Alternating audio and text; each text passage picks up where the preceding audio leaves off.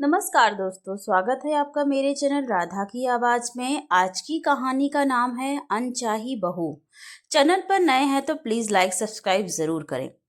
बहू तुम आ जाओ, प्यार के दो शब्दों के लिए तरस गई थी वह। जब से इस घर में दुल्हन बनकर आई थी तब से ही सबकी आंखों में खटकती थी। बहू के रूप में उसका कभी स्वागत नहीं किया गया, आरती का थाल सजाकर उसकी बलैया नहीं ली गई।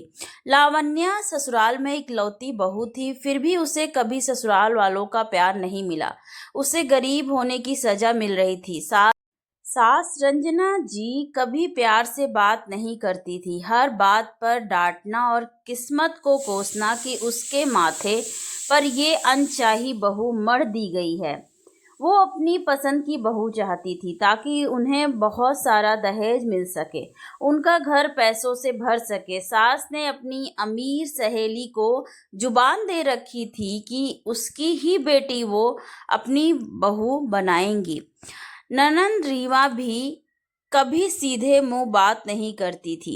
रीमा को लगता था कि भैया ने बेहद ही साधारण लड़की से शादी कर ली है। उन पर तो कई लड़कियां मरती थी, फिर भी उन्होंने लावण्या जैसी साधारण लड़की को चुन लिया। गौरव के पापा लावण्या की सेवा से बहुत खुश थे। संस्कारों वाली लड़की है, वो गौरव की प्रशंसा करते थे ससुर जी, और गौरव के भरोसे वो इस घर में रह रही थी। लावण्या की जब भी आंखें भर आती तो गौरव समझाते कि एक दिन सब ठीक हो जाएगा, अभी पूरा परिवार गुस्से में है, एक दिन तुम्हें जरूर अपना लेगा। समय कभी एक जैसा नहीं रहता। लावण्या सब भूलकर मन से सबका ख्याल रखती थी, घर गृहस्थी के काम आसानी से संभाल लेती थी। उसने ससुर जी, रंजना जी, रीवा और गौरव की पसंद नापसंद जान ली थी। उनके हिसाब से ही वो चाय, कॉफी, नाश्ता और खाना बनाया करती थी। लावण्या इतना अच्छा खाना बनाती थी कि अब गौरव, रीमा और ससुर जी रंजना जी के हाथों का स्वाद भूल ही गए थे। रंजना जी ने रसोई में जाना ही छोड़ दिया था। गौरव और लावण्या की मुलाकात एक रिश्तेदार की शादी में हुई थी। गौरव लावण्या की खूबसूरती और सादगी पर फिदा हो गया था। उसने अपने परिवार वालों को बता दिया था कि वो लावण्या से ही शादी करेगा, किसी और लड़की के लिए उसके जीवन में जगह नहीं रहेगी। रंजना जी ने एकमात्र बेटे की शादी के लिए सपने देख रखे थे। जब उन्होंने मालूम किया तो पता लगा कि लावण्या निम्न मध्यवर्गीय परिवार से ताल्लुक रखती है। उनके और हमारे परिवार में तो जमीन आसमान का अंतर है। उन्होंने गौरव को समझाने की कोशिश की, पर गौरव अपने इरादों से हिला नहीं। लावण्या बहू बनकर आ गई, पर रंजना जी और रीमा उससे भी ज्यादा घर की बाई को इज्जत देते थे।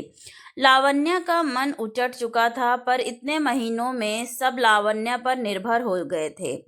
हर छोटे बड़े काम वो ही संभालने लगी थी। गौरव को काम के सिलसिले में बाहर जाना था तो लावण्या को वह उसके मायके छोड़ता हुआ निकल गया। परिवार के लोग भी चाहते थे कि वो भी कुछ दिनों के लिए ही सही घर से चली जाए।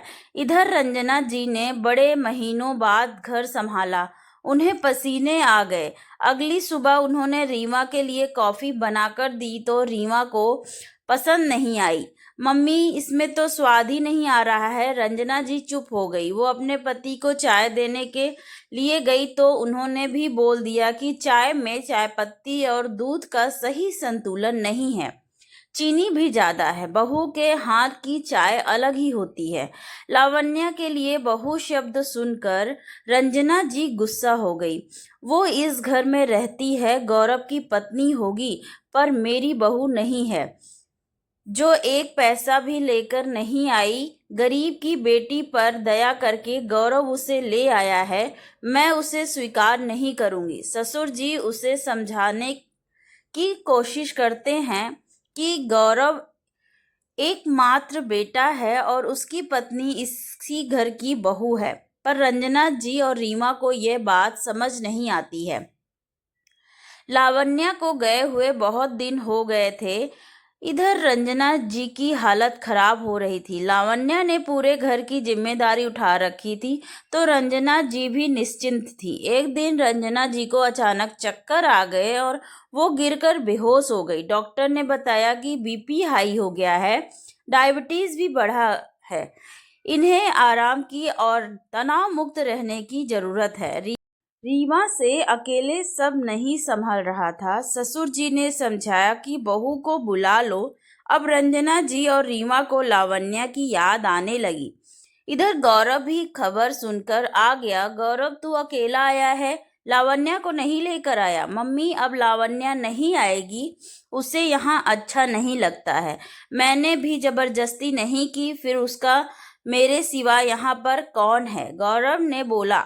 गौरव लावण्या को साथ में लाने वाला था, पर गौरव के पापा ने जानबूझकर मना कर दिया था। ये सुनकर रंजना जी और रीमा परेशान हो गई। भैया भाभी को घर लेकर आ जाओ, उन्होंने पूरा घर संभाल लिया था, हमने ही उनकी इज्जत नहीं की। मैंने कभी उनको नहीं समझा, वो मेरा कितना ख्याल रखती थी। गौरव, बहू को लेकर आ जा। मैं भी कितनी नासमझ थी, केवल दहेज और पैसों को देखती रही, बहू की सेवा और संस्कारों को नहीं देखा। उस बच्ची ने हमारी जली कटी सुनकर भी घर को संभाला। वो तो घर के कोने कोने में बस गई है, बस मैं ही उसे दिल में नहीं बसा सकी। रंजना जी की आवाज में पश्चाताप झलक रहा था और गौरव ने तुरंत लावण्या को फोन लगाया। रंजना जी ने बात की। बहू, तुम अपने घर आ जाओ। इस घर को, मुझको, हम सबको तुम्हारी जरूरत है। तुम क्या गई, घर की रौनक ही चली गई। ये सुनकर लावण्या को विश्वास नहीं हुआ। बहु शब्द सुनने के लिए वो तरस गई थी। गौरव लावण्या को लेकर आ गया। रंजना जी और रीमा ने आरती की थाल सजाकर बलैया अपनी बहू को मन से स्वीकारा। आज सही मायनों में लावण्या का गृह प्रवेश हुआ था। दोस्तों, बेटियां घर की रौनक होती हैं तो बहुएं घर की रीढ़ होती हैं। उसी पर घर और परिवार निर्भर रहता है। धन्यवाद दोस्तों। स्टोरी पसंद आई हो तो प्लीज़ लाइक, सब्सक्राइब, शेयर ज़रूर करें और आप लोग ज़रूर बताएं कि आपको स्टोरी कैसी लगी कमेंट करके। Thank you so much for watching.